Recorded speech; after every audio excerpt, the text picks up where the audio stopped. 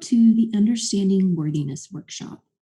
My name is Bethany Smith, and I am a licensed professional counselor and assistant director of staff development at Texas A&M's Counseling and Psychological Services. This workshop is intended to get you thinking about your own self-worth and practices you can incorporate into your life to help increase a positive sense of worth. So, what is self-worth? This is a multi-layered question with different answers. However, simplistically speaking, it is believing you are worthy and feeling deserving of worth and value. It may be challenging for many people to carry this belief based on the environment in which they grew up, negative messages they may have received from different sources, and internalized blame and shame for not being good enough for whatever reason. Some people may not feel deserving and may have a deep sense of worthlessness. In these cases, it may feel impossible to increase our sense of worth. I'm hopeful that the topics we'll explore in this workshop may help offer different ideas that can positively impact self-worth.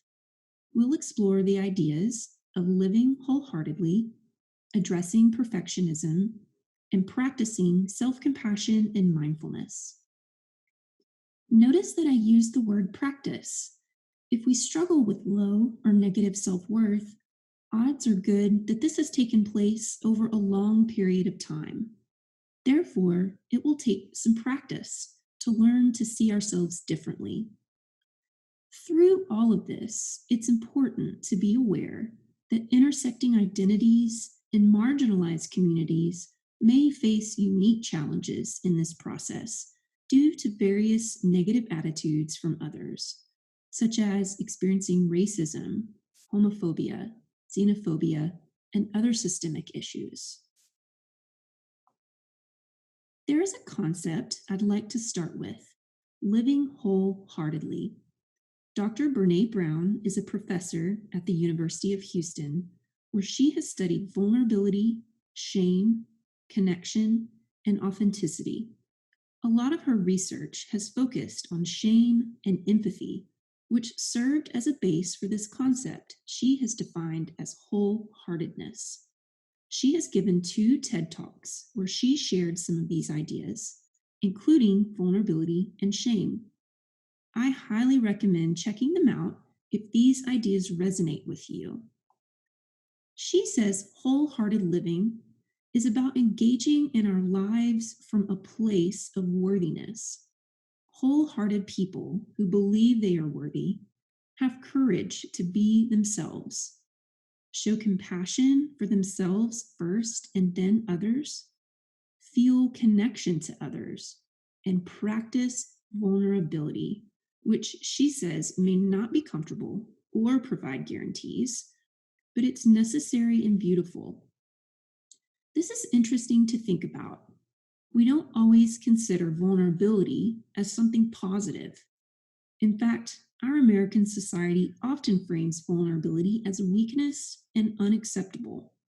But Dr. Brown explains how it can actually lead to great things. Many things may get in our way, but she focuses on shame, fear, and vulnerability. She says what we need is to let ourselves be seen, to really be ourselves, love with our whole hearts, practice gratitude, lean into joy, and believe I am enough. I'll admit, she makes it sound easy when really it can be very challenging.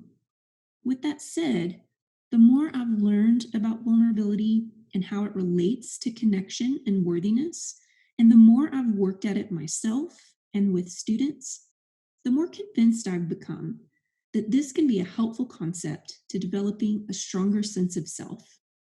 I encourage you to explore this further through Dr. Brown's work.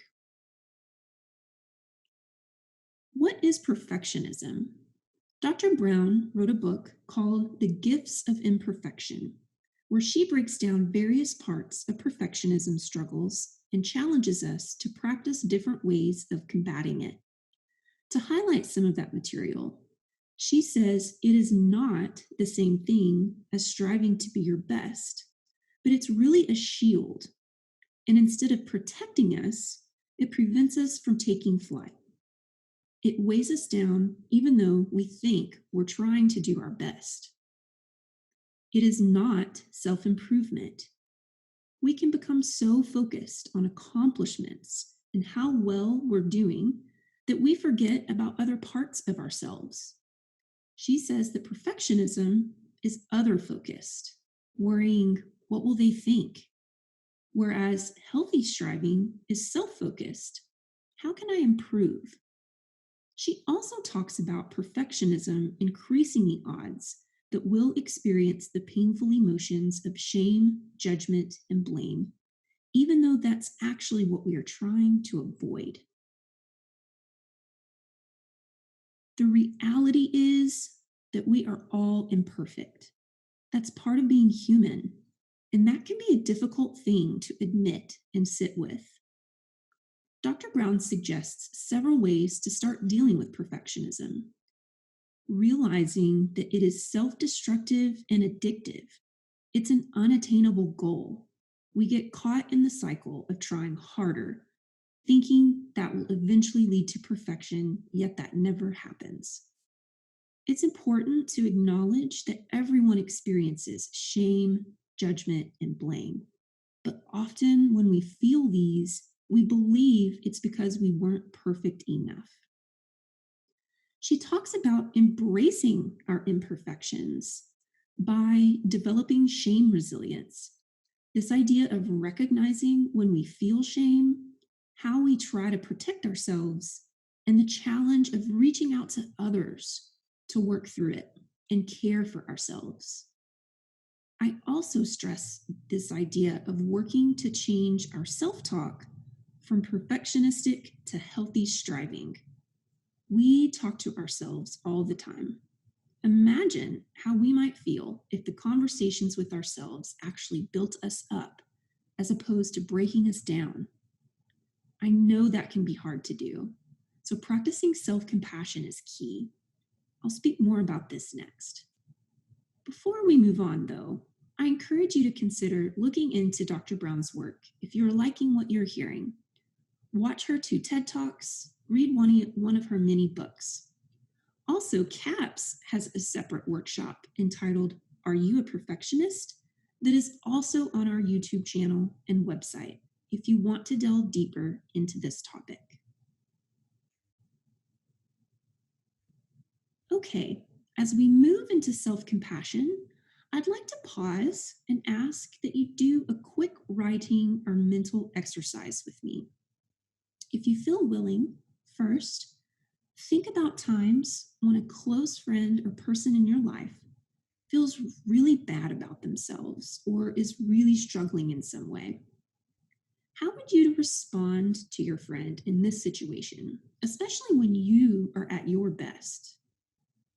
Please write down or think about what you typically do, what you say, and the tone that you typically use with your friends. Now think about times when you feel bad about yourself or are struggling. How do you typically respond to yourself in these situations? Please write down or think about what you typically do, what you say, and note the tone in which you talk to yourself. Do you notice a difference? If so, ask yourself why. What factors or fears come into play that lead you to treat yourself and others so differently? Try to write down or think about how you think things might change if you responded to yourself in the same way you typically respond to a close friend when you are suffering.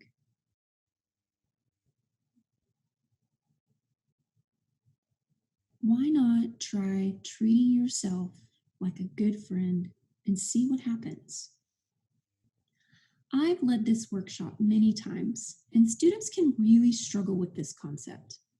I think it is very common to hold ourselves to different standards than we hold others.